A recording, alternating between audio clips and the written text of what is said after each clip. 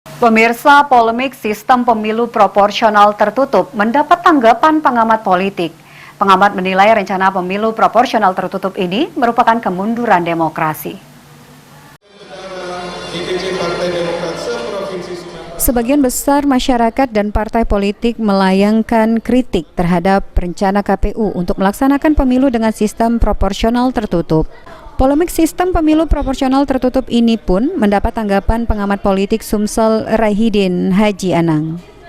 Menurutnya, sistem proporsional tertutup menjauhkan partisipasi masyarakat dalam menentukan calon wakilnya di lembaga legislatif, karena penentuan calon anggota legislatif yang akan terpilih bukan berada pada masyarakat, melainkan di internal partai politik.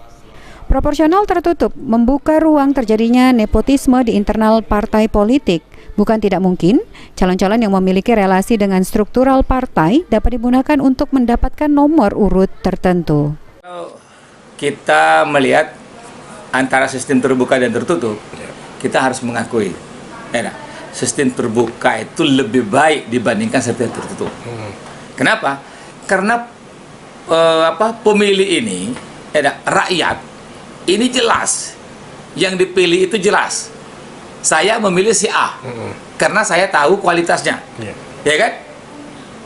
Artinya dia siap untuk memilih, terlepas ada iming-iming yang lain, karena dia tahu kualitas calon yang dipilih, ya kan? Ini satu. Tapi partai politik kadang-kala memandangnya beda lagi.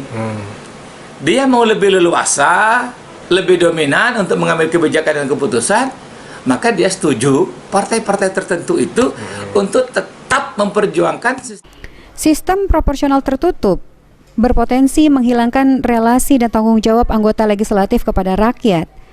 Penentuan akhir keterpilihan calon berada di bawah kekuasaan partai dan oleh karenanya anggota legislatif terpilih hanya akan bertanggung jawab kepada partai politik.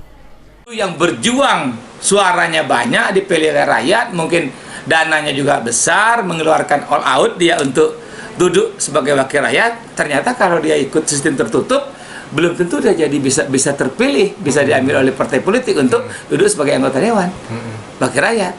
Karena ini kebijakannya adalah partai politik. Bisa saja yang nomor satu suara tidak ada, tidak berjuang, karena satu partai ini memenuhi untuk mencalonkan anggota dewan, wakil rakyat.